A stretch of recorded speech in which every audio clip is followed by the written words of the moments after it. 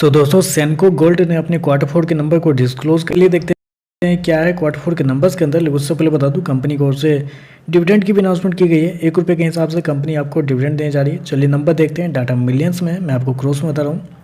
तो देखिए पिछले क्वार्टर में कंपनी 204 करोड़ का रिवेन्यू जनरेट की थी ऑपरेशन के थ्रू। पिछले साल 113 करोड़ के आसपास, जबकि अभी देखें तो 137 करोड़ आपको जाता हुआ देखने को मिला। तो साल दर साल जाते हैं तो साल दर साल कंपनी के रिवेन्यू के अंदर एक अच्छी खासी तेजी आपको देखने को मिल रही है।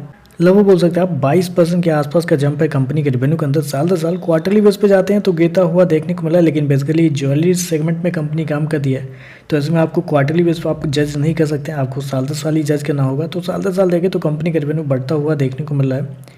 खर्चे की बात करते हैं। पिछले क्वार्टर में 2013 करोड़ खर्च किए थे, पिछले साल 1097 करोड़।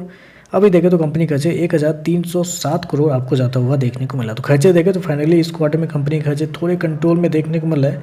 और उसके पीछे का रीजन आप कंपनी के इन्वेंट्री को कह सकते हैं, क्योंकि इन्वेंट्री के नाम पे इस क्वार्टर में कंपनी को फायदे हुए हैं। 102 करोड़ का फायदा हुआ है कंपनी को इन्वेंट्री के नाम पे, जबकि पिछले साल 26 करोड़ के आसपास का नुकसान हुआ था। पिछले क्वार्टर में 29 करोड़ के आसपास का नुकसान हुआ। तो इन्वेंट्री के नाम पे कंपनी को फायदे हुए हैं, जिसकी वजह से कंपनी के एक्सपेंस आपको कम देखने को मिल रहे हैं। चलिए कंपनी का प्रॉफिट क्या निकलता है वो देखते हैं। तो देखिए पिछले क्वार्टर की बात करते हैं तो पिछले क्वार्टर में कंपनी का प्रॉफिट लगभग 33 करोड़ के आसपास था, पिछले साल 32 करोड़। अभी देखें तो बढ़ के 62 करोड़ के आसपास आपको जाता हुआ देखने को मिला। तो कंपनी का प्रॉफिट देखें तो कंपनी का प्रॉफिट आपको साल दर साल लगभग डबल होता हुआ देखने को मिला। क्वार्टरली बेस पर भी लगभग डबल होता हुआ देखने को मिला। तो कंपनी का प्रॉफिट अच्छे देखने को मिल रहे हैं, लेकिन याद रखिएगा कंपनी का प्रॉफिट इन्वेंट्री की वजह से बढ़े हैं, क्योंकि 102 करोड़ का फायदा हुआ है, 102 करोड़। अब पिछले साल 26 करोड़ के आसपास का नुकसान हुआ था। तो 125 करोड़ के आसपास का डिफरेंस है पिछले साल के मुकाबले कंपनी के इन्वेंट्री में।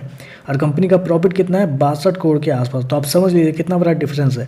अगर इन्वेंट्री में कंपनी को इस क्वार्टर में फ़ायदा नहीं होता, पिछले साल जितना ही लॉस लगता है लगभग 25 करोड़ के आसपास, तो शायद कंपनी आपको घाटे में जाते हुए देखने को मिल जाती। मैं टेक्निकली बात कर रहा हूँ कि अगर ऐसा करते तो ऐसा हो सकता था, लेकिन जो कंपनी ने नंबर दिए अच्छे हैं, लेकिन उसको भी आप निगलेक्ट नहीं कर सकते। मैं ये कहने का ये मेरा मतलब है। ईपीएस की बात करते हैं। पिछले क्वार्टर में ₹2.13, पिछले साल ₹2.14। अभी देखें तो ₹3.82 आपको देखने को मिला है। तो ओवरऑल अगर इन्वेंट्री वाले पैरामीटर को थोड़ी देर के लिए निगलेक्ट कर देते हैं तो नंबर बहुत शानदार है। रेवेन्यू प्रॉफिट दोनों के अंदर एक अच्छी खासी तेजी है, साल दर साल देखने को मिल रही है।